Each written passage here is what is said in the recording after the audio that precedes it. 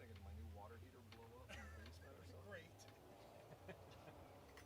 This stupid thing. I'm like, glad I have these gigs. I can pay for this thing. Is it gas or electric? Gas. Oh well, yeah, Very that would be more- troubling. Yes. Yeah.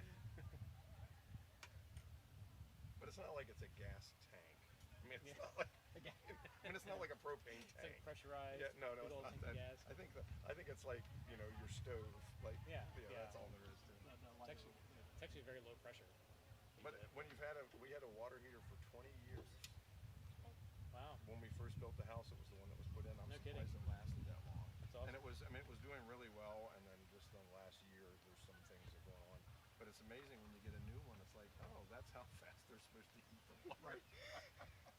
You're like, this is pretty good. And boy, that water is scalding. I better turn down the temperature on it.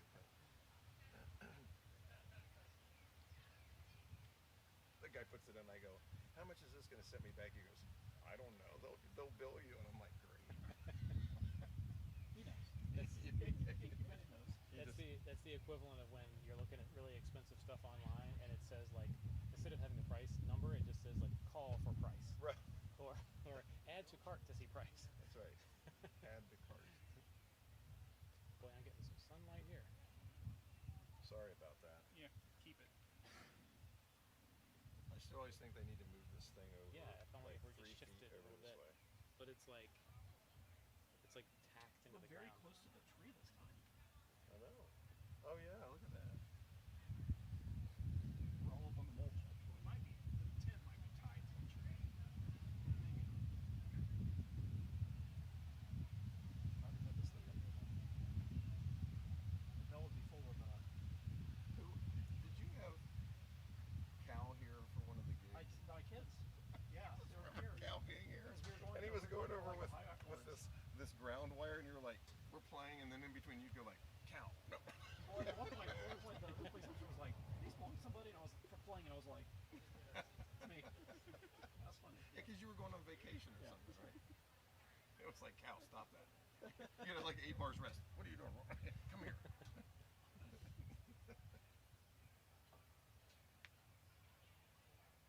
I remember years ago I did a presentation at VMEA in Richmond and brought them with that to me too. And they sat like just back in the corner of the lecture hall or whatever. Whole time. Didn't make a peep. People didn't even know they were there. That's nice. Yeah. But it wasn't outdoors. Right. There's too much Harassment going day on. gets them all fired up. Right. That makes me think when Jim Kleesner, when all the kids were little, and we would tent rehearsals and Candy was playing and Jim was playing, so they had to bring the kids. Uh-huh. And it was back when there was still that old rehearsal building, Wampler. You remember that? Oh that man, I thing? don't think I remember that. Okay. Anyway, so there was this one. So we'd be rehearsing in there, and the kids were just tearing around. They were just running around. And so this is like in the first couple of years, and I don't know them that well yet. And all of a sudden, Jim gets up and goes out into the hallway and just bloody murder. What the hell? He's so calm. All the time, my former trumpet teacher, he's so calm. And he was like, "Would you? I'm trying to." Well, guess what?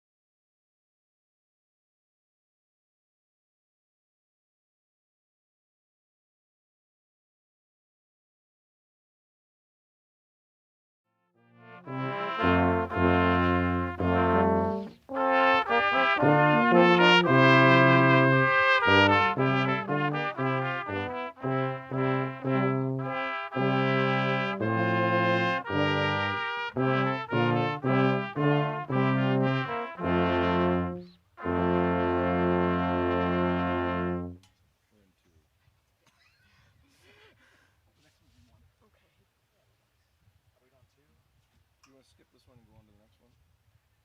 Just, yeah, we're gonna skip that one. This is number 2. For, Bond. we'll do 3. Yeah. Yes. Six. Yeah. For Thank you. ease. Yeah, There you go. yeah, that's, yeah. This one's in And 2, 2. yes, yeah. I got it now. I'm locked. All right. They're all in 2 now. In 2?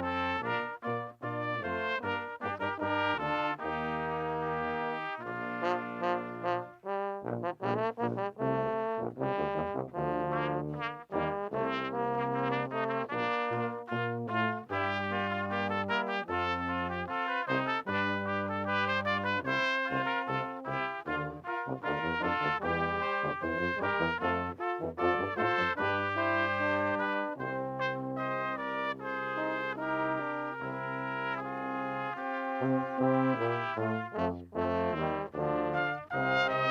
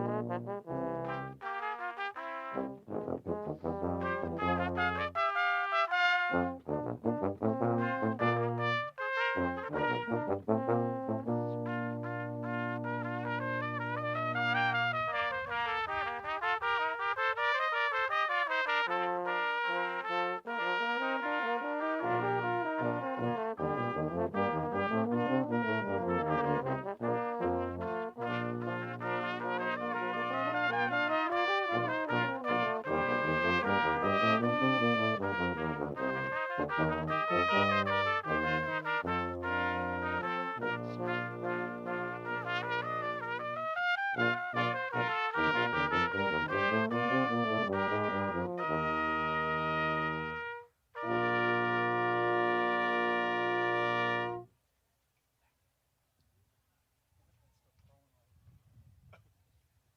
They just like music is what I'm gonna tell myself. I'm glad the bugs like me. Keep them off of you. Yes. I hope they do.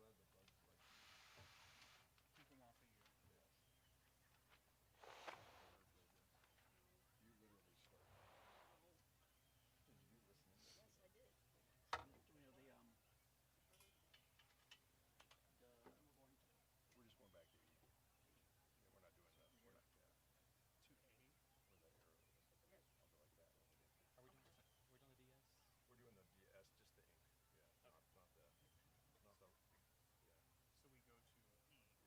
to We're just going back to E. Yeah, we're not doing that. We're not, yeah.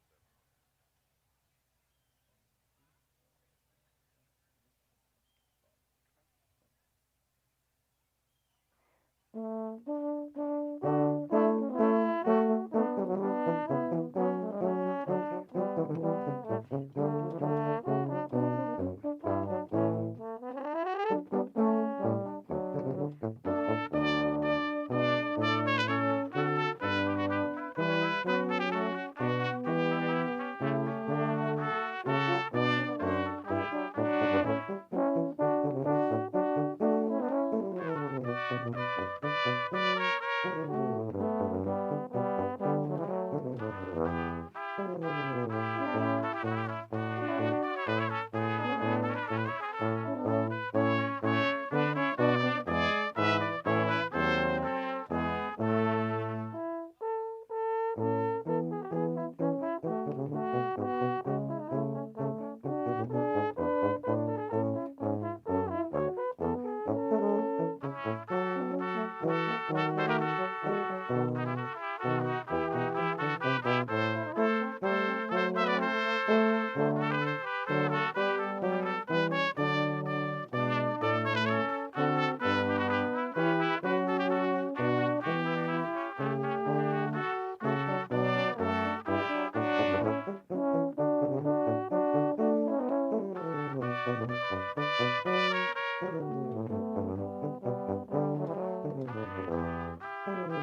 arrow is.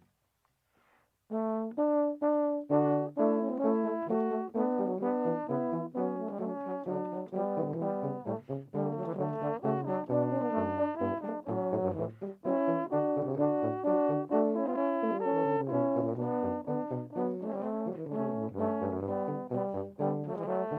Are we doing the DS? We're doing the DS, just the ink. Yeah, not the, not the, yeah, So we go to E. yeah. Okay.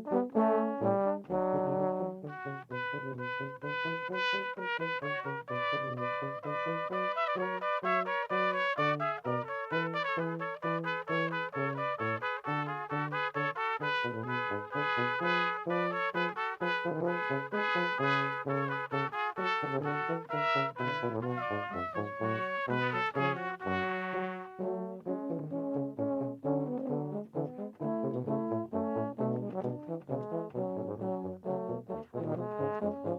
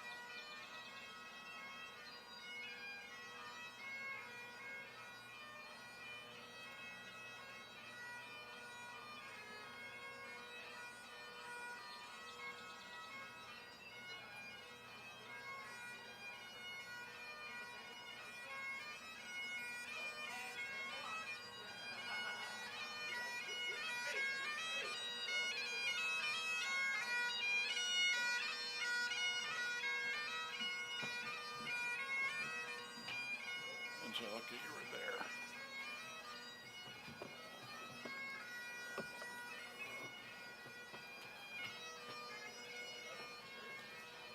There are a lot of tabs in the book. Okay. Good. We'll be good. We can do it however you want to do it. I'll just use mine and remove it, and y'all will Perfect. be able to. Perfect. I'll usually wait until he comes in.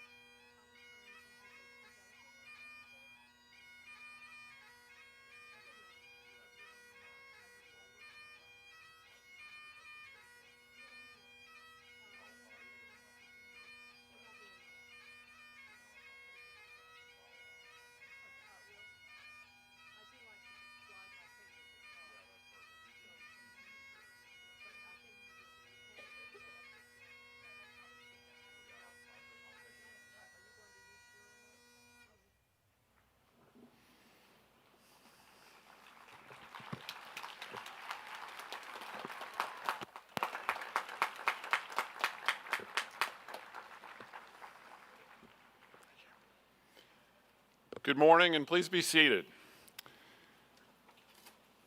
Members of the class of 2025, faculty and staff, distinguished guests, visitors, and friends, welcome to the 170th commencement ceremony for the Washington and Lee School of Law. We gather this morning to celebrate the achievements of our graduates and to share their excitement about the future that awaits them. This ceremony marks the beginning of a new chapter in the life of each graduate, and just as surely, it marks the ending of another. You spent 3 years together in this beautiful place, and it shaped you as individuals and as a class. Together you've studied, argued, and developed the habits of mind that characterize good lawyers. You made lasting friendships that will give you pleasure and support wherever you may go. But before you go and set out upon your individual paths, I want you to savor your final moments together as a class this morning here on this historic campus that has been your shared home. Our law school, your law school, is the 16th oldest in the United States. and its origins reflect the long and lasting connections between the university and the community in which we live. Lexington Law School was founded in 1849 by Judge Brockenbrough, a local lawyer and federal judge. It operated out of the building on the corner of Nelson and Jefferson Streets that now houses the Palms. It's a delicious irony, I think. The law school was incorporated into Washington College in 1866. And for most of its long history, the law school was located here on the Colonnade, which was not only the heart of campus, it was the entire campus in the 19th century. Tucker Hall, just over your left shoulder, which is named for John Tucker, who served as Attorney General of Virginia and a United States Congressman before becoming the Dean of the law school here in 1893, was home to the law school from 1900 to 1976. And it contains the two-story library in which Supreme Court Justice Lewis Powell, several American Bar Association presidents, and many other distinguished alumni, including today's commencement speaker, Angelica Light, W&L Law Class of 1975, received their legal education. Crossing the ravine in 1977 to Lewis Hall, where you received your legal education, the law school was at the forefront of the university's 20th century expansion onto back campus. And as the undergraduates followed your lead across Woods Creek over the years, the law school again became geographically central, reflecting its historical and contemporary significance to Washington and Lee. The tradition of excellence at Washington Lee Law School stretches back now more than 170 years. But it also aspires ever forward in keeping with our motto, non incautus futuri, not unmindful of the future. And you all are a part of this tradition now, and you should take it with you. Take Washington and Lee, the place, the people, and the lessons that you've learned into the world, and you and the world will be better for it. I congratulate you, and now I call upon Dean Melanie Wilson to continue the ceremony. Thank you.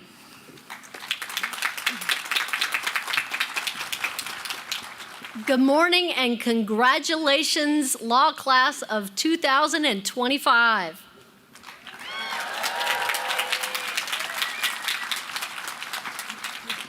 I join with every member of this university and certainly every member of our law school community in celebrating you and your incredible achievements. Indeed, what a tremendous honor it is for me to be here today as your dean to share the celebration of this class, especially because we joined the W&L Law community together in 2022. But before I share just a few thoughts, I want to say a few thank yous. First, I want to recognize and thank the members of our platform party.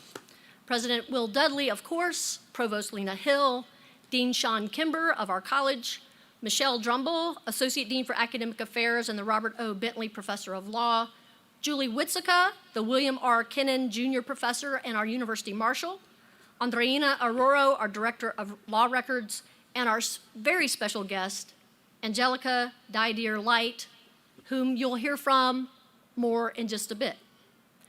Graduates, this is your day, but this 3-year journey through the law school experience was not one that you took alone. We should thank your parents, your grandparents, your spouses, your partners, your children, your siblings, and other relatives and beloved friends. For the past 3 years, these people have celebrated your wins, they have consoled you through your disappointments, and without their support, moral, emotional, and we all know sometimes financial, the 3-year journey would have been much, much more difficult, much more stressful. Whether they are here with you today physically in the audience celebrating, or whether they're here with you in spirit at home or away, please join me in thanking your strongest supporters and your biggest fans.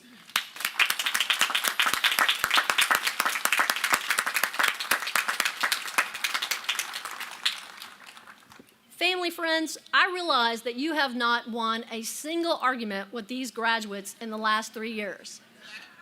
I'm sorry about that, but for that, you can blame my talented faculty colleagues, many of whom are here in the front rows. These folks are accomplished and dedicated, and they have taught these graduates to anticipate your thoughts, your arguments, to analyze all sides of an issue, and to verify every fact. In essence, in 3 short years, they have taught them to think like lawyers.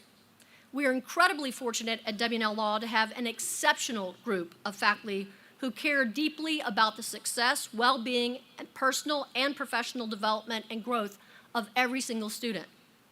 We also enjoy a dedicated team of staff who support our educational mission and foster and help protect our close-knit community, one grounded in honor and integrity. These faculty and these staff have shared their knowledge, their expertise, their time, their passion with our graduates. Graduates, I hope you'll join me in thanking the faculty, the administration, and the staff for their commitment to you, their hard work, and sometimes their underappreciated efforts.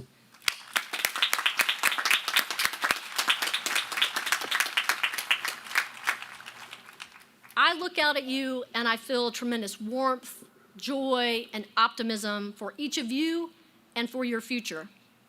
This class personifies passion, dedication, and collaboration. You began law school in uncertain times. Like all law students, you were challenged to learn how to read a legal opinion critically and distinguish a tort from a contract. You were asked to understand the rule against perpetuities in your first year, even though almost none of us, other than maybe Professors Fraley and Fairfield and Seaman, truly understand what in the world that thing is or how it works. But in some ways, that was the least of your concerns.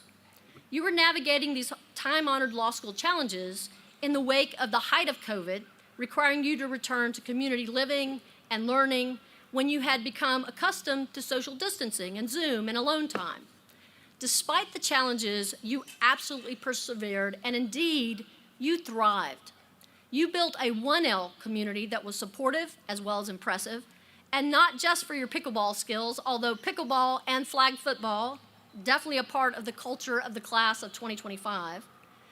Because you thrived in the face of challenge and gained invaluable skills and new abilities these past 3 years, I know that you're ready to launch and to succeed in your next chapter, even though you now finish your 3-year law school journey in the midst of some more uncertainty.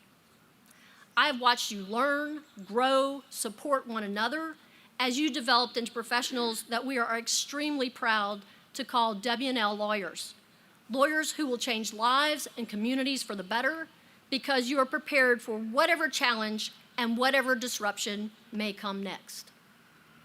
You arrived having studied at 80 different undergraduate institutions from 28 states, the District of Columbia, and 8 foreign countries. Many of you speak multiple languages, including Arabic, German, Italian, Japanese, Mandarin, Portuguese, Spanish, and many others. You're hikers, golfers, sculptors, rock climbers, photographers, food bloggers, and so much more. With these incredibly different backgrounds and experiences, you came here, embraced the close-knit W&L community, and found common ground in each other as you faced intellectual challenges on your way to more excellence. So maybe pickleball was the secret to that community building. I cannot count the number of times I saw Sarah Faye White, Jack Kellerman, Sabrina Callender-Cluett, Natalie Beers, Schaefer Day, Chip Sweeney, Jacob Kansko, and so many others playing pickleball, even in the 1L year when they were supposed to be studying. But pickleball and flag football is just a small part of how you spent your time. The members of this class shined in the wonderful student competitions organized by the Moot Court Executive Board.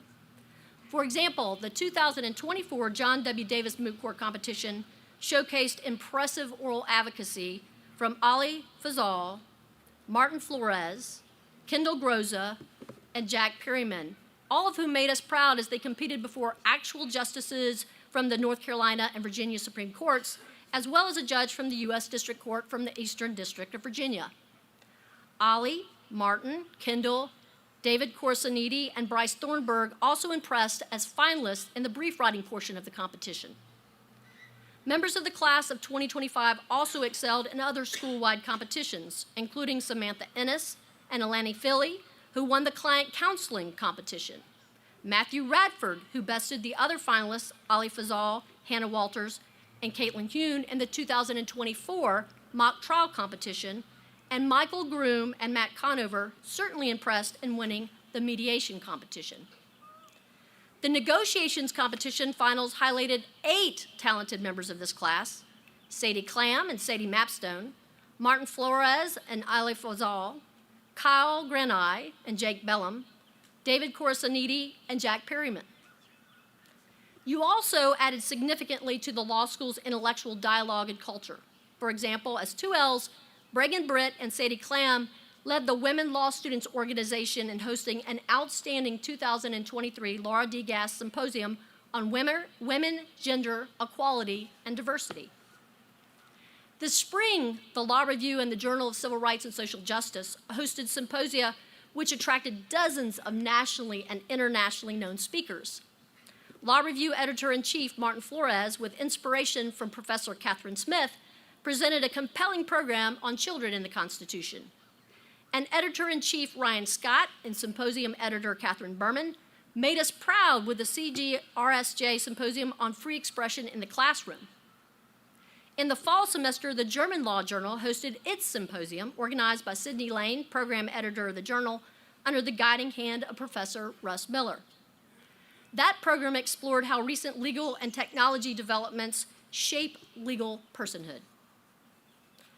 Many of us enjoyed the 2024 Law Review Student Note Colloquium featuring Ariana Kiai for her note on social media influencers and Zoe Spies for her note on military, divorce, disability, and benefits. Both articles were selected for publication in the Washington and Lee Law Review for their excellence. And speaking of great writing, we all celebrated with Bryce Thornburg earlier this year for winning a national competition for student papers in criminal law and criminal procedure. Many of you also took time from your rigorous schedules to pursue activities beyond your studies and intellectual engagement. Charles Scharf ran cross-country and track for WNL in his first year. He enjoyed a winning season and ultimately earned all region honors. Rena Song performed contemporary ballet with the WNL Repertory Dance Company, performing pieces choreographed by undergraduate students. Brooklyn Hills somehow managed to write and publish a children's book while earning her law degree. Olivia Scheid played violin during the university's celebration of the public launch of the Capital Campaign. Bregan Britt taught dance at the Rockbridge Ballet here in Lexington. And Catherine Berman volunteered with the WNL women's lacrosse team while serving as the Student Bar Association president. All of you brought your enthusiasm to my annual law school field day, showing off your people skills during bingo, which is hard to say.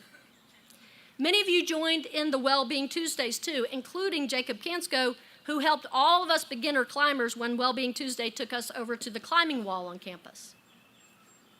I was especially thankful that Chris Duckworth, Matthew Radford, Rachel Hall, Natalie Beers, Spencer Thomas, and others joined me for my first 4-mile trail run during the Nasty 9 race at Brushy Hills. Members of the class of 2025 also contributed incredible service to your classmates and to future students. Some of you served as Kurgis Fellows: Martin Flores, Jack Kellerman, Ariana Kiai, Jane Kim, Gabby Roberts, Kevin Rodriguez, Laura Schramm, Will Stanley, Spencer Thomas, and Francis Williams. You so effectively mentored, guided, and encouraged the 1Ls. Special recognition goes to this year's head Kurgis Fellows, Yardley Borton and Sadie Mapstone, who provided not only mentorship to the 1Ls as Kurgis Fellows, but also direction and leadership this year for the next generation of fellows.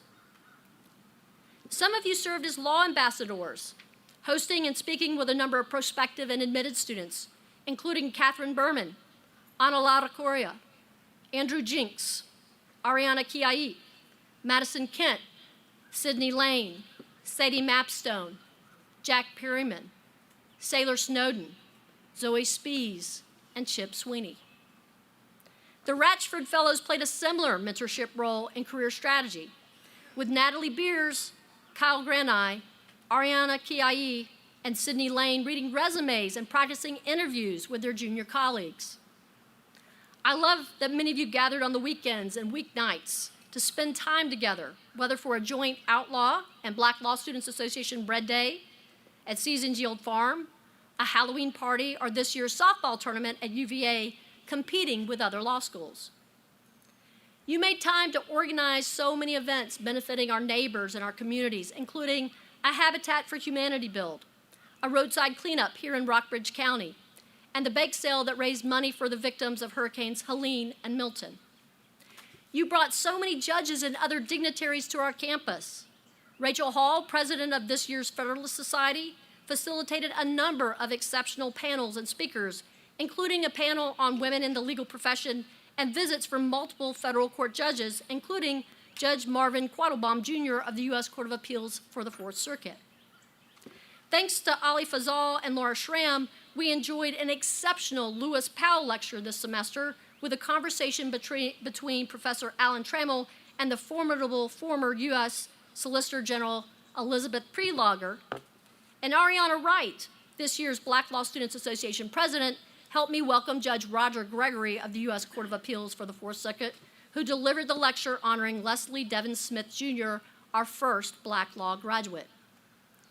You also argued real cases of your own before judges, including before the Fourth Circuit Court of Appeals as part of your work in the Advanced Administrative Law Clinic. Annalise Burgess, I'm looking at you. Others of you, like Spencer Thomas, represented the Commonwealth serving as lead attorney in the misdemeanor trials in the General District Court and handled an evidentiary suppression hearing in the Virginia Circuit Court.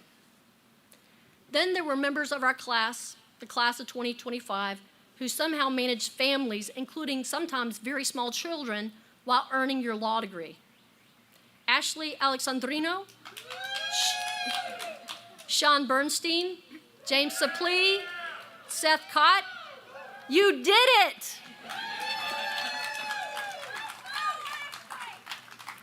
This is a very, very small sample of your activities, achievements, and the positive impact the members of this class, the class of 2025, are making and have already made, and you haven't even been sworn in to practice law yet.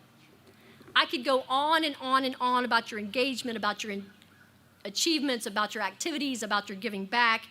Each of you has contributed to the WNL law community in a huge way. We could spend hours going through this.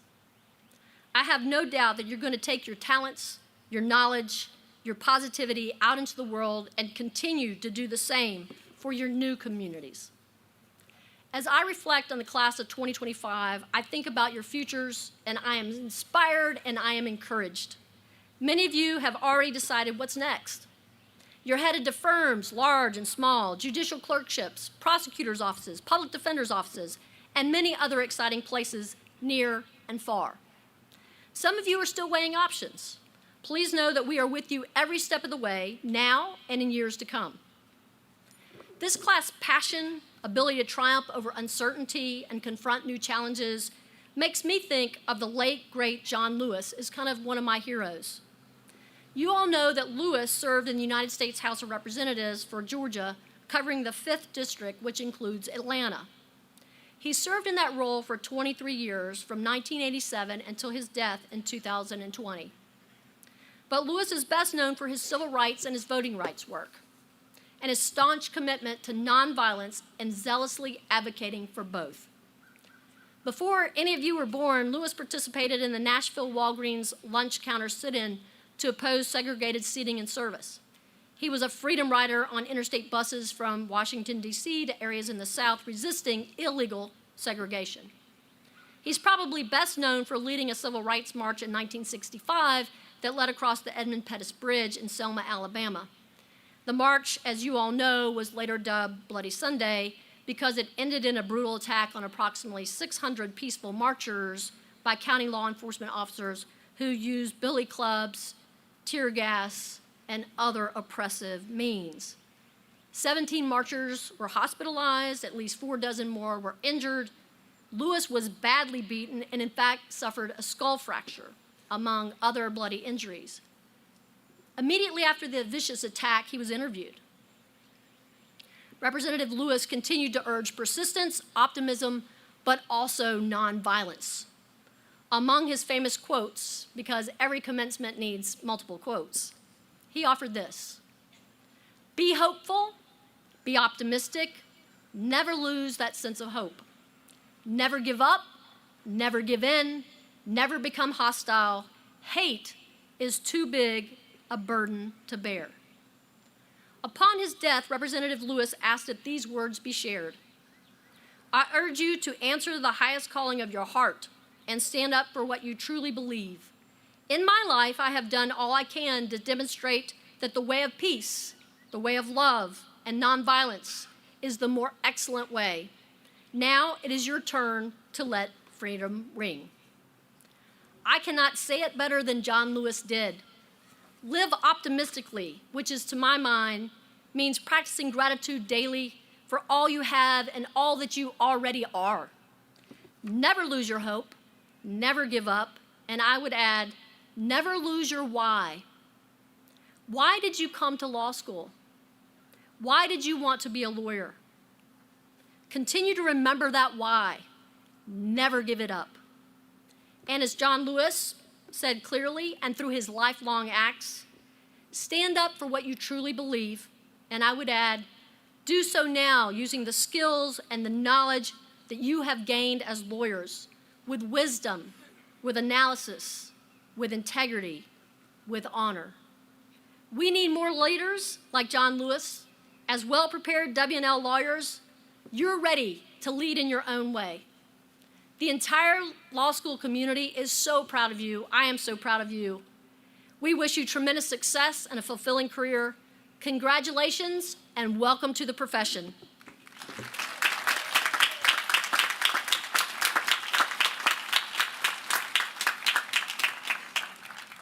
And now, to the conferring of the degrees.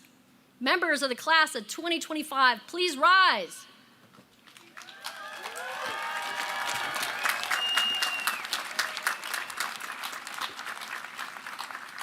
President Dudley, I have the great honor and privilege to recognize the 108 candidates for the Juris Doctor degree. They have been examined by the faculty and approved by the Board of Trustees. They are to be congratulated on their exceptional legal knowledge and preparation. I ask you by your official act to confer upon them their law degrees. Upon the recommendation of the faculty and approval by the Board of Trustees, I hereby confer the degree of Juris Doctor of Washington and Lee University. Please come forward to receive your diploma as your name is called by Associate Dean for Academic Affairs, Michelle Drumble. I ask that the audience hold its applause until all graduates have received their diplomas.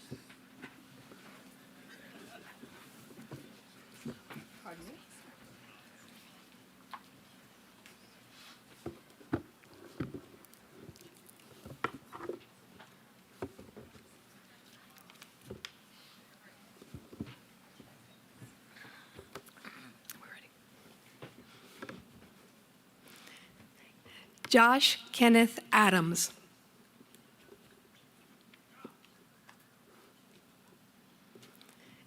Ebony Jamila Aiken. Ashley Marie Alexandrino. Lucas Daniel Baker.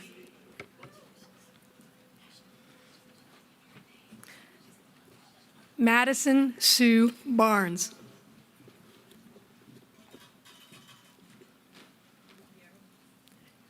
Khadijah Berry.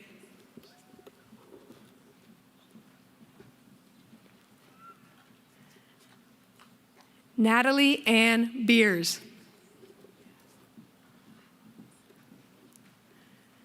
Jacob H. Bellum.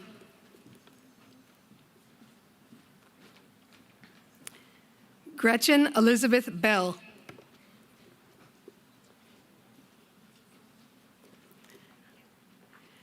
Noam Benavi.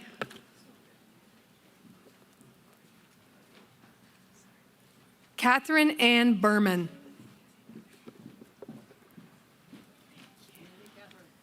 Sean David Bernstein.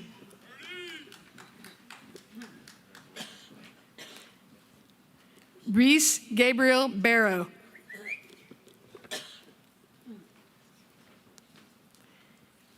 Yardley Rochelle Borton.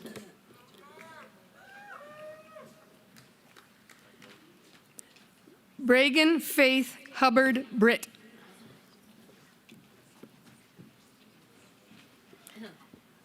Emily Elizabeth Brooks.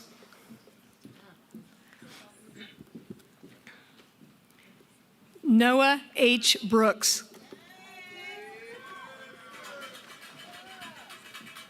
Annalise Estelle Burgess.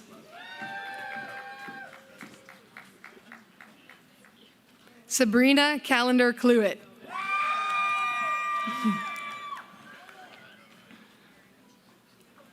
Kevin Cow.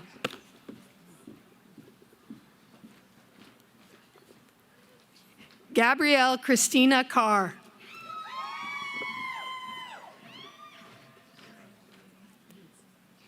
Trinity Chai.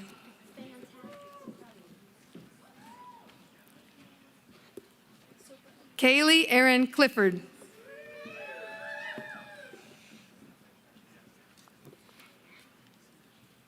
Matthew Cole Conover.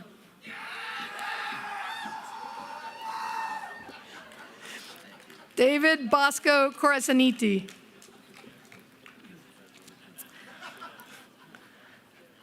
Ana Laura Gonzalez Correa.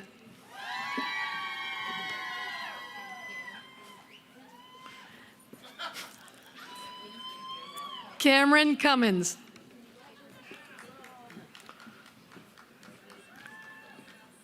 Habib Alexander Dow.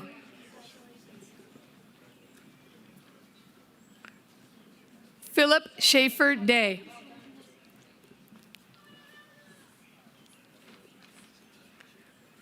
Caroline Elizabeth Deese.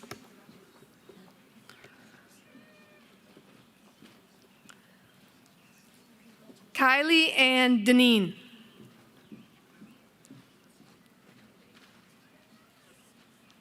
Christopher Duckworth.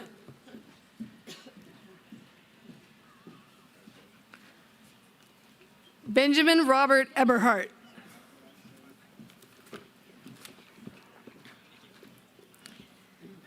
Dylan Michael Ebner.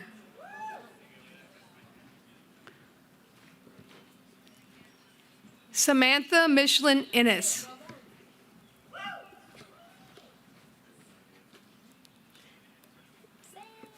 Timothy James Falaise.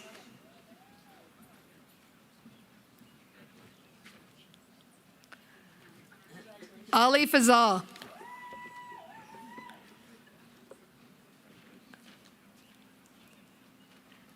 Eleni Penelope Philly.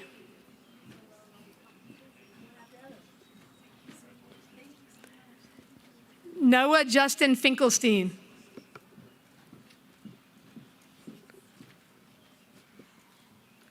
Martin Henry Flores.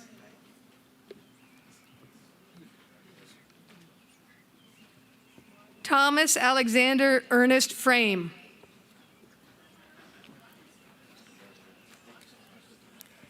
Nicholas Frank.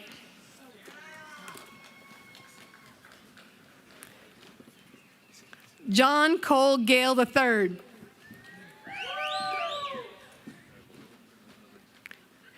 Kyle Anton Grenai.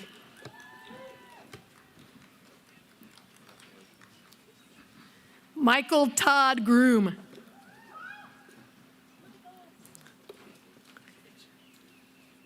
Kendall Alexandra Groza.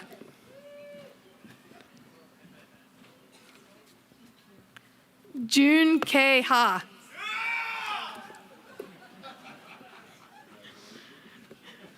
Rachel Sheridan Hall.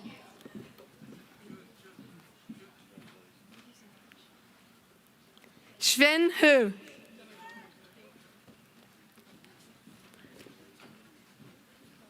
Brooklyn Garrett Hills.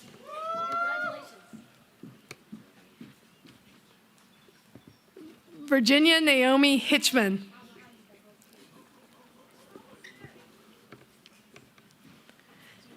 Zachary Clark Irwin. Andrew Kyle Jinks.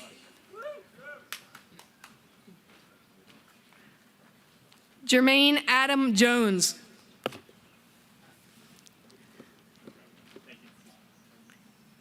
Jacob Kansko.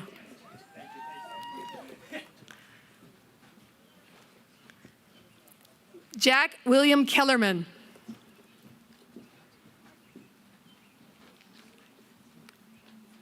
Taylor Janelle Kennedy.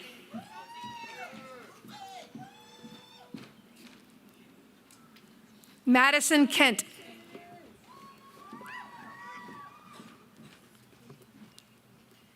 Ariana Kiai.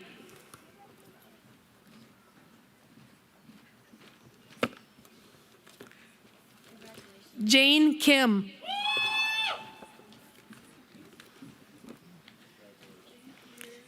Sadie Allison Clam.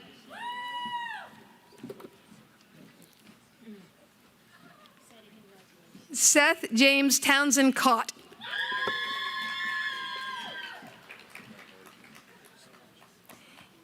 Eva Catherine Lane.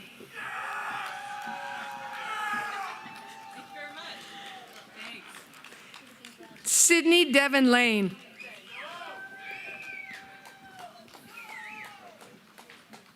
Rebecca June Liu.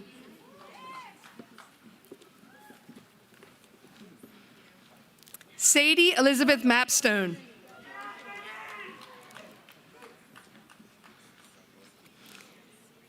Stephen P. May.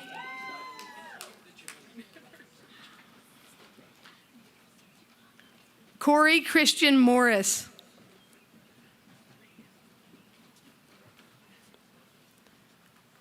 Eduardo Muzi.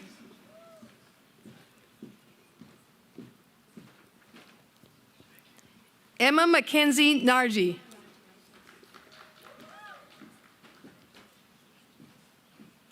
Michaela Morgan Nassus.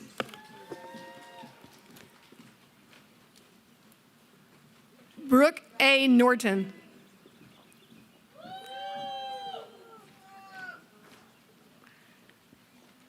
Victor Alexander Oberton IV.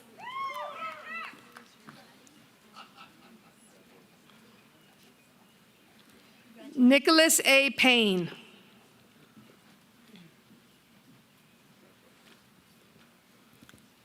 John Michael Perryman.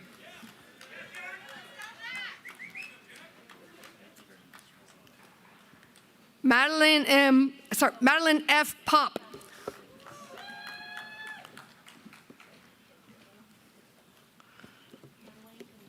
Matthew James Radford.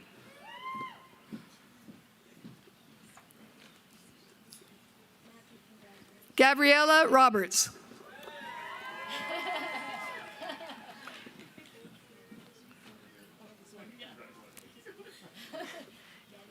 Kevin Andres Rodriguez.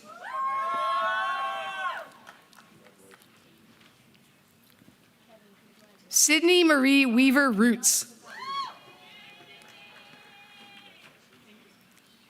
Jared Arthur Rossender.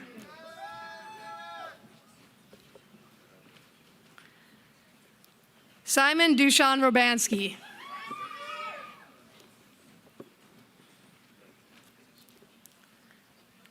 Charles Robert Scharf.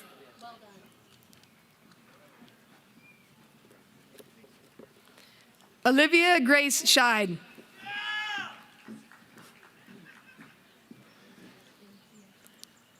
Laura Mary Tompkins Schramm.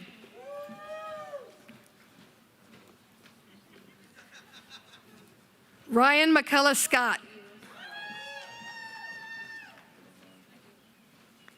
Mark Adam Sendra.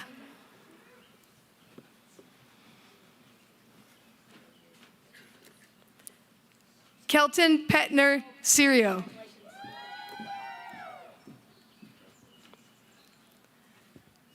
Michelle Shaw Patino.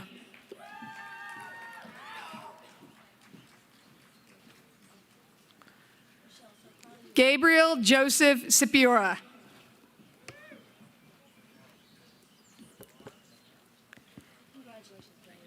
Sailor Victoria Snowden.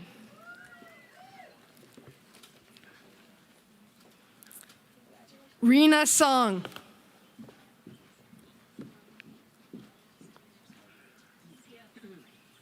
Zoe Victoria Spees.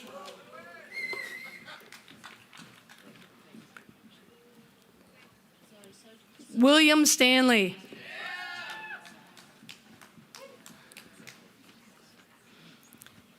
James Warren Saplee.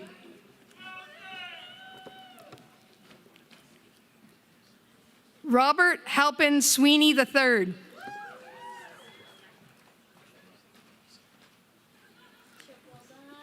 Spencer Lee Thomas.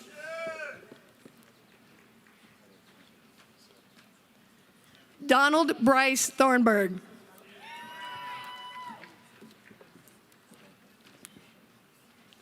Daniel Wade Throckmorton. William Carlisle Turner II.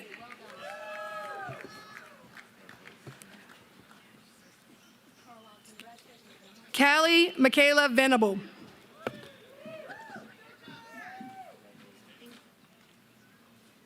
Ryan Stephen Wagner.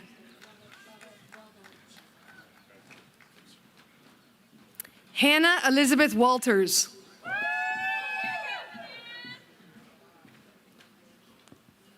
Lillian Whites.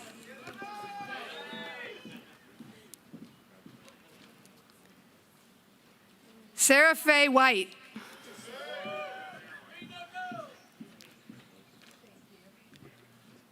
Thomas M. Wilkins.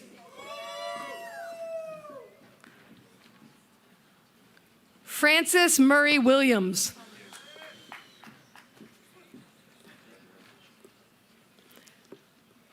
Ariana C. Wright.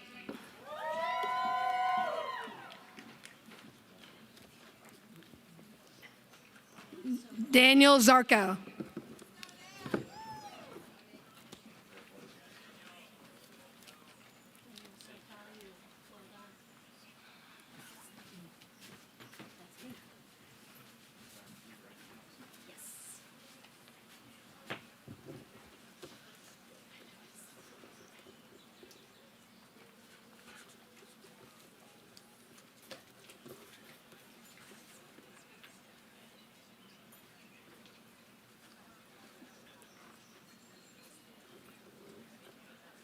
Please join me in congratulating the law class of 2025. Woo! Woo!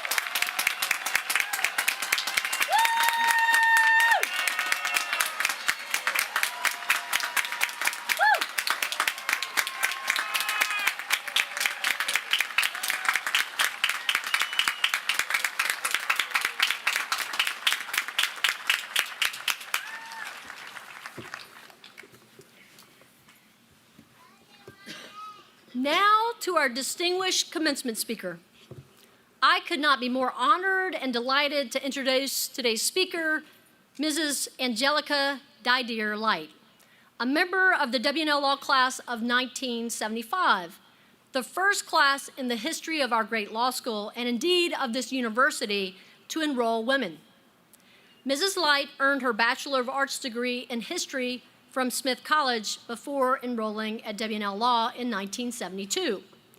In May of 1975, she was one of 6 women in a class of 75 W&L Law graduates. During law school, Light served on the Washington and Lee Law Review, made the Dean's List numerous times, was a semifinalist in the moot court competition, which is our equivalent of the Davis competition, and served as activities director for the Phi Alpha Delta Legal Society, among other engagements.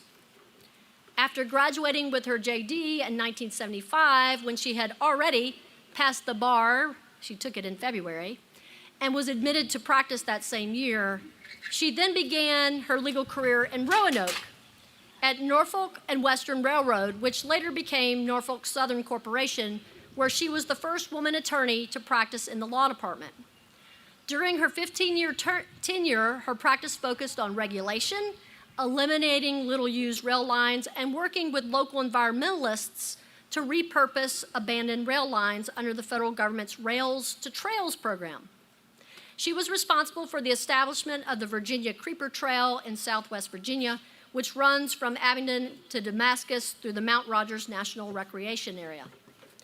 In the early 1990s, Mrs. Light served as General Counsel, Vice President, and Corporate Secretary at Shenandoah Life Insurance Company before moving from Roanoke to Norfolk. In Norfolk, Mrs. Light's career shifted to nonprofit work.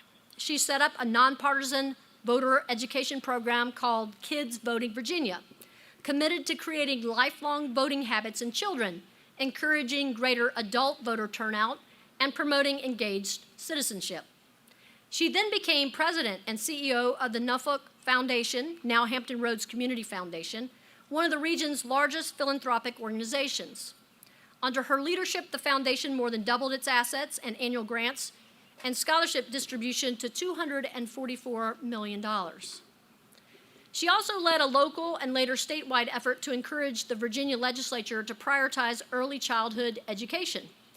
This project grew into Elevate Early Education, an advocacy group that developed the Virginia Kindergarten Readiness Program, which is a state-mandated assessment of literacy, apparently I can't speak, numeracy, social skills, and self-regulation for all entering kindergartners. Mrs. Light has served on and chaired the boards of the United Way of Roanoke Valley, Virginia Law Foundation, Virginia Early Childhood Foundation, and Elevate Early Education, and she was a member of the Board of Trustees for the Virginia Theological Seminary. She has received leadership and distinction awards from Lead Hampton Roads, the YWCA Southampton Roads, Inside Business, and Old Dominion University. At Washington and Lee, she was inducted into the ODK National Leadership Honor Society as an honorary member in 2012, and she was selected for the W&L Law's Outstanding Alumna Award in 2015 for exceptional achievements in her career and unselfish service to her community and her alma mater. Please give a warm and enthusiastic welcome to Angelica Light.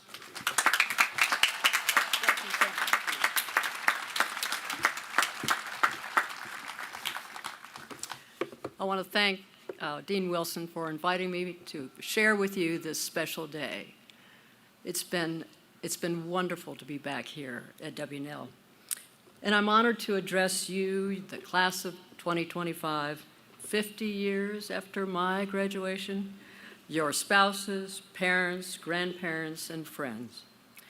Preparing these remarks has given me a wonderful opportunity to think just how important this day is for you, and to consider what I think is the most valuable thing I can share with you.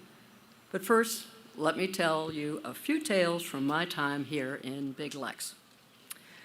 I'm always delighted to be back. This town holds so many wonderful family memories. My grandfather, Dr. L.G. Deshay, taught chemistry in the college, and my grandmother organized the fancy dress balls from the 1930s into the 1950s. My father courted my mother, a Randolph-Macon grad, when he was an undergraduate here. As a child, I wore out the bottom of my swimsuit on the rocks at Goshen Pass, and as a student, I tubed down the river, hauling my beer behind, tied to the inner tube. From your presence here today at this ceremony, I can infer that we are generally in agreement as to the specialness of Lexington. It's been 50 years since I walked across this stage. Let me reach back to the fall of 1972, when 6 other women and I arrived on campus and entered a class of approximately 75 students. 5 of us women had gone to all women's undergraduate colleges and had fathers or grandfathers who were W&L alumni. The 6th female was a law faculty spouse. The 7th was a librarian seeking a law degree so as to become a law librarian. Sally Wyant graduated in 1976 and spent her entire career here as the law librarian for W&L. We have always claimed Sally as a member of our class. Now, Mrs. McDowell, our Dean Roy Steinheimer's secretary, reportedly did the first pass through the applications. She and the dean must have decided that the applicants from women's colleges were serious students. Well, what else was there for us to do? She reportedly told one of our classmates that the women's LSATs average was higher than the men's LSATs average. Just saying. Also, our family's W&L histories made us a safe cohort, one not likely to burn what my grandmother would call unmentionables in the front hall of Tucker Hall. All right, it's the first day of class. The highest priority is to find the women's restroom. Well, it's on the 3rd floor of Tucker, 3 flights up. Until that day, it had been the sole faculty restroom, there being no female professors. Mrs. McDowell tried to partially obscure the urinals with cherry tomato plants. A nice touch. However, a couple of the older professors, who I now realize were about my age now, were sort of set in their ways. And they had trouble making the adjustment to the other male bathrooms. They occasionally had to be reminded, redirected, most of the fall semester. The plants, though we watered them religiously, died within 2 weeks. 2 weeks. A couple of us women wanted to swim laps for exercise in the university's pool, but were told by the athletic director that there was no locker room for us in Doremus gym, and that the male students were permitted to swim in the nude. We asked our dean, so what's with that? He immediately called the AD and made it clear that we could use the pool, did not have to put up with male nudity, and that the AD needed to give us a locker room in which to change. The AD gave us the visiting team's locker room, but he said we could only use it when the visiting team wasn't there. While nude swimming was prohibited, it was sometimes intentionally ignored. I and a female classmate swam for 2 years on the law school's intramural team in the 400 relay, and we were winners. Then there was Professor Uncas McThenia in his muddy boots and chewing tobacco that greeted us in 8 a.m. contracts class that first year. We all fell in love with Uncas. He was a delightful and excellent professor, and we women were willing to let slide his scraping of the mud off of his hard-soled boots as he climbed the few steps to the dais in front of the classroom. But spitting a stream of tobacco chaw into a used styrofoam coffee cup was really disgusting. Upon request, he graciously agreed to quit and eventually gave up chewing tobacco altogether. Uncas is still alive today, and I'm convinced that we saved his life. Now, I will tell you a very important maxim that Uncas taught us. He said, write contracts for when the parties fall out of love. Write contracts for when the parties fall out of love. It is a maxim to live by, and I did for all the years that I practiced contracts law. Now, there was also a serious side to the experience of being in the first class of women in 1972. On that very first day in contracts, a male classmate asked if I didn't feel bad for taking the place of a man who would need to support a family. I was stunned by his assumption that I wouldn't need to support myself. I chose to study law because I had an undergraduate course in recent Supreme Court decisions that I found more intellectually challenging than anything else in my undergraduate career. And more importantly, practicing law promised a life of economic independence.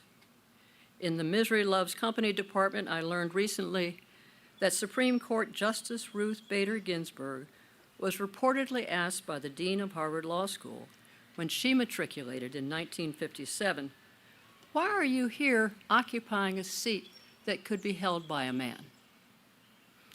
As you might expect, my life has in many ways been about breaking barriers. I found myself in the position of being the first on more than one occasion, of asking institutions to accommodate who I am. I am naturally sympathetic to others who face barriers. Women in the early 1970s reaped the benefit of the change in American society, spurred by the civil rights movement of the preceding decade. In May of 1963, Bull Connor, Commissioner of Public Safety for Birmingham, Alabama, used high-powered fire hoses, and police dogs to assault black children who had been marching peacefully to City Hall to protest segregation at lunch counters, department stores, and other public places. The national news coverage shocked the nation, and Dr. Martin Luther King Jr. complained that President John F. Kennedy had not done enough in the area of civil rights. In June, President Kennedy announced that he would present Congress with a civil rights bill that would afford all Americans, without regard to their skin color, equal rights and equal opportunities. That bill was passed and signed in 1964 by President Lyndon Johnson. In 1965, I was an Ohio teenager with time on my hands one afternoon after school, so I thumbed through the latest edition of Life magazine. Life was a weekly photo news publication. It was an outsized magazine measuring 10 by 14 inches. I remember where I was in our house when I saw the gruesome photos of the savage and bloody attack by Alabama state troopers and their posses on the peaceful marchers in Selma on March 7, 1965. Seeing those large pictures from Bloody Sunday again 60 years later, as I prepared these remarks, made it clear to me that there was such a visceral reaction nationwide to the excesses of the doctrine of white supremacy. An accompanying Life magazine editorial concluded, "The wave of sympathy born in Selma will reach into still other areas of racial injustice and make last week's victory infinitely greater." That victory was the passage of the Voting Rights Act of 1965, which finally effected the 14th and 15th Amendments to the Constitution 100 years after their adoption. These assert the full citizenship of freed slaves and guarantee that no state may deny or abridge their right to vote. In reaction to the tectonic events unfolding in the 1960s, the American Bar Association's Special Commission on Civil Rights and Racial Unrest proposed a new standard for legal education: the maintenance of equality of opportunity in legal education without discrimination or segregation on the grounds of race or color. The standard was adopted by the ABA in August of 1963. In 1972, the ABA circulated a draft of the revised standard that would, quote, bar discrimination or segregation on the ground of race, color, religion, national origin, or sex. Armed with the draft of that standard, which was adopted in the spring of 1973, Dean Steinheimer and President Robert Huntley shepherded the introduction of women to Washington and Lee University's School of Law in the fall of 1972 over the reported initial reluctance of the university's Board of Trustees. That was then. What about now? And more importantly, is there anything in that history from 50 years ago that is relevant to you and your futures? I believe there is. Lawyers are the last line of nonviolent defense of the rule of law and the upholding of the Constitution of the United States. In the words of Joyce Vance, former federal attorney and current professor of law at the University of Alabama, the rule of law provides much needed predictability in the conduct of our lives and businesses. People can invest and do business because they understand the rules that will be applied to those transactions. Moreover, the rule of law is essential to peaceful and equitable governance because everyone, president to farm laborer, has to follow the law. They are written for all to see, observe, and answer to if contravened. As lawyers, you will be essential to the maintenance of the rule of law and the protection of our persons and our businesses. After our 50th reunion last month, one classmate wrote me, sending best wishes on this address. He added, and I quote, "These grads need to see that as lawyers, they are, all caps, are the Constitution, literally and figuratively." This spring, 9 big law firms, which had represented political opponents of President Trump, entered into agreements to provide pro bono services to the current administration, most likely to law enforcement by the federal government. These agreements resulted in the revocation of an arguably unconstitutional presidential decree that sought to bar those firms' lawyers from doing business with the federal government or even entering federal buildings. In exchange, each firm agreed to infringement on its operations, choice of clients, hiring practices, and especially regarding efforts to promote diversity within the firms. The administration's actions constituted an effort to stifle free speech and block adequate representation of persons possibly subject to persecution, protected rights under the First and Sixth Amendments to the Constitution. Those of us who have ever been lawyers, and you who are about to be lawyers, cannot escape the challenge that these agreements pose to the profession. Permitting the administration to dictate whom a firm can represent and its hiring practices is to relinquish the firm's independence in the name of saving its bottom line. Other firms have resisted the administration's attempt to dictate whom they represent and how they manage their practices. They may suffer financially, but they are absorbing with delight those partners and associates who have left the firms that entered into agreements with the administration. The firms that caved may well find themselves defending actions brought by citizens who have lawfully protested the administration's actions in rounding up immigrants or persons wrongly targeted by ICE raids. The recent nighttime raid on the home of American citizens, a mother and her 2 daughters in Oklahoma City, by 20 ICE agents was particularly shocking. Briefly, the search warrant targeted previous tenants who had moved out 2 weeks before. During the search, the mothers and daughters were not given a chance to get dressed and were forced out in the rain in their underwear. The mother finally discovered that the names on the warrant were of the previous tenants, but that did not keep the agents from going through all of their belongings and seizing their phones, laptops, and all of their cash savings as evidence. That is egregious treatment of U.S. citizens who have recourse in our courts. Consider how you, a new associate, would react to being assigned to the defense of the Department of Homeland Security in that case. The practice of law requires courage, character, and commitment if we are to maintain the rule of law in this country. And I want to briefly address each of those elements. When one of the big law firms entered into agreement with the administration, a third-year associate submitted her letter of resignation and posted it on LinkedIn. Within 2 days, over 1,000 associates from law firms across the country had signed on in support. She and others then created a manual for associates to use in urging their firms to oppose the administration's efforts to eradicate recruiting programs that opened up the practice of law to all qualified candidates. The associates' chosen tactic was to refuse to participate in recruitment efforts if the firms discontinued their diversity hiring programs. Here's another example. Led by the dean of the Cal Berkeley School of Law, 79 law deans co-wrote a letter this March to condemn President Trump's sanctions against the big law firms. It claimed that the federal government had imposed substantial sanctions on those firms because of their representation of certain clients disfavored by the administration. The letter condemned the sanctions, saying they violate the First Amendment relating to freedom of speech and undermine the Sixth, which provides for protections of defendant rights in criminal prosecution.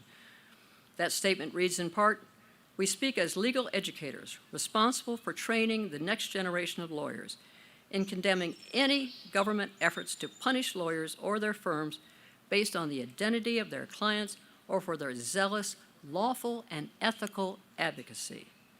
I am proud that our Dean Wilson is a signatory to that letter.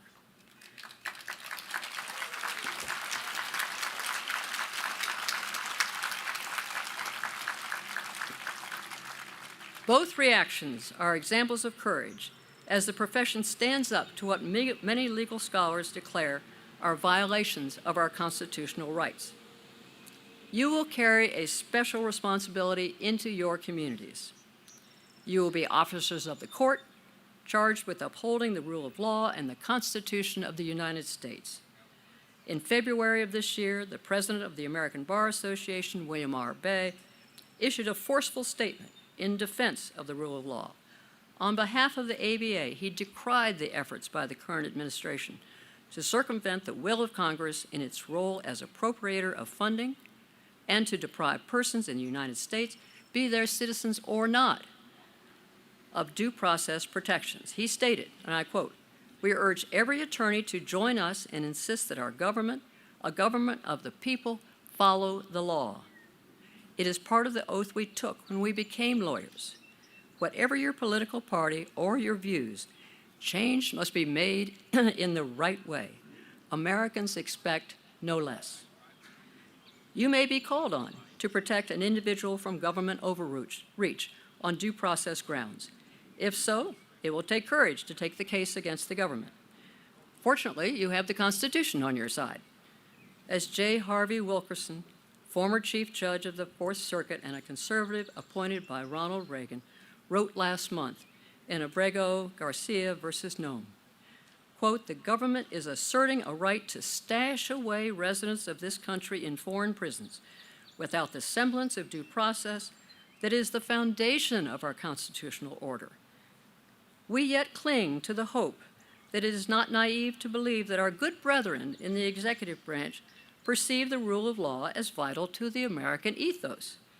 This case represents their unique chance to vindicate that value and to summon the best that is within us while there still is time." Well, I fear Judge Wilkinson, a fellow resident of Charlottesville, is whistling in the wind. The administration shows no sign of slowing its roughshod treatment of the rule of law. Let me speak to character as essential to the practice of law. Choosing W&L law was a leap of faith for most of you. Small school, small town. Many of you may have wondered whether this school would really be able to give you a valuable education, and you were about to spend a lot of money to find out.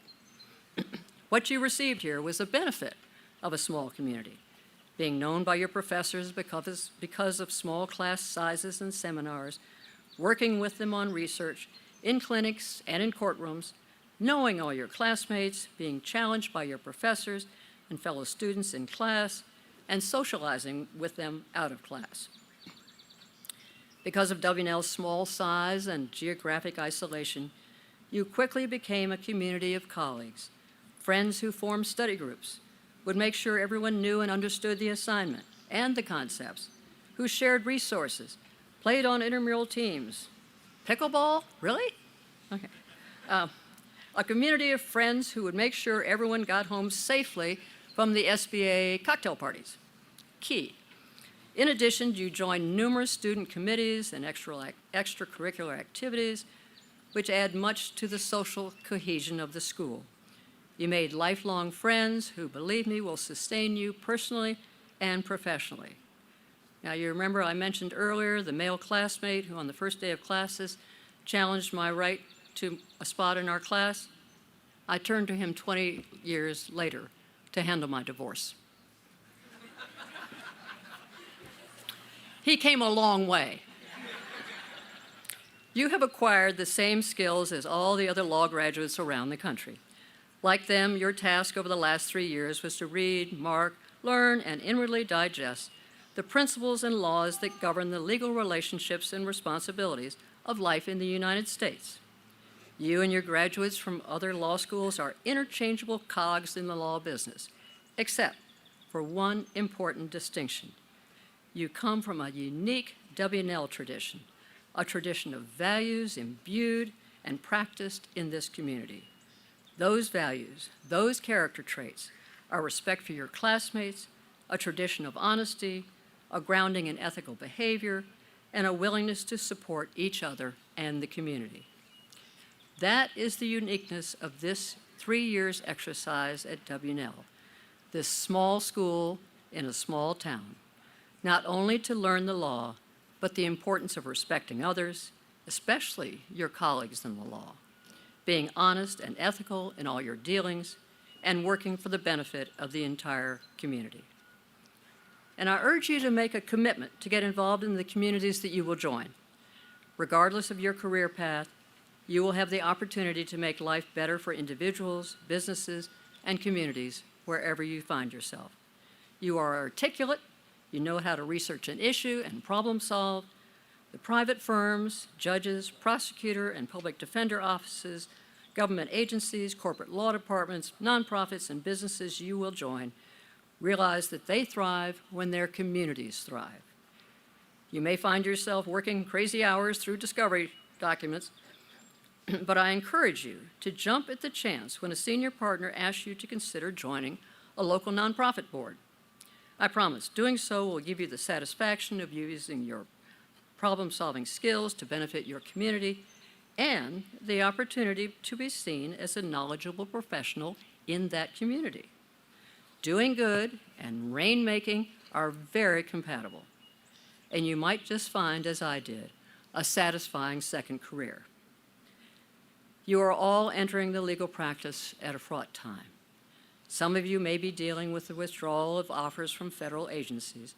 If so, I'm very sorry that you are faced with an uncertain future, but you have received here the foundation for success. Each of you has the legal skills and character gained in this community to lead lives of consequence, in the words of WNL's current capital campaign. You have had a unique experience living in and contributing to this community. I encourage you to commit yourselves to enriching the communities to which you go. Finally, I urge you to courageously fulfill your obligation to the Constitution and the rule of law throughout your careers. As my classmate said, you are the Constitution. Courage, character, and commitment are the hallmarks of a WNL lawyer, and I am honored to welcome each of you to the generations of law grads that have preceded you.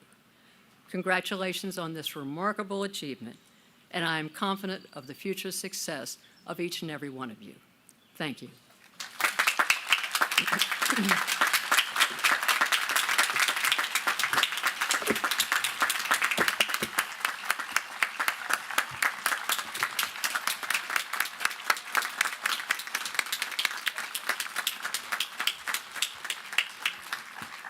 Thank you so much, Angelica Light, for those thoughtful and thought-provoking comments. Really, really gives our graduates something to really think about as they launch to their next steps.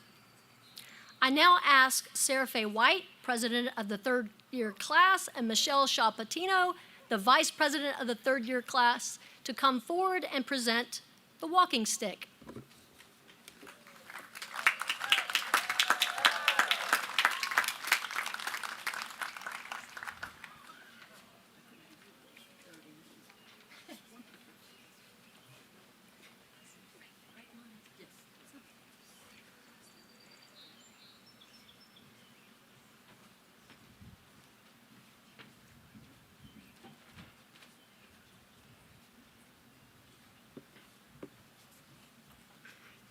Thank you all so much for being here today. Michelle and I are very honored to offer Miss Light one of the walking sticks that we receive as third-year students in exchange for coming and speaking at graduation today. Thank you so much, Miss Light.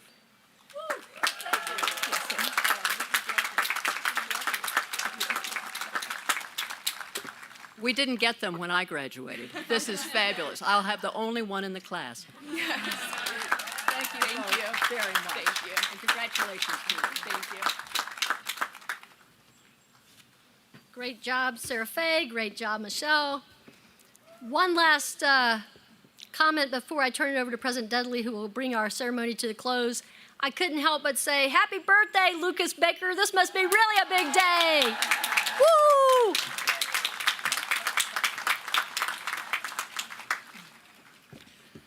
Thank you, Angelica, so much for your address. It has been a wonderful day. It is a wonderful day. It's been a wonderful ceremony, and it is now my responsibility to bring the exercises to their conclusion. I would like to express our gratitude to everyone who has made this day possible. On behalf of the graduates, I thank our faculty who have taught you so well and prepared you so well for your careers. Thank you to the faculty. I want to thank the alumni whose generosity has enhanced your education in countless ways. and thank our university staff whose faithless performance of their duties has supported you in so many ways. And finally, I also want to thank your family and friends who've made it possible for you to be here. In closing, I simply encourage our graduates to reflect upon what it means to enter the noble profession that is the law. Each of you has the opportunity to do good and important work. Make W&L proud. I know you will. And come back often to Lexington, where you will always be warmly welcome, and we will be eager to hear how your lives are unfolding. I wish each of you the very best. I hope everyone here will join us for the luncheon on Cannon Green, just over your right shoulders, which has been prepared by our outstanding catering team. This concludes the commencement ceremony. We are adjourned. Thank you.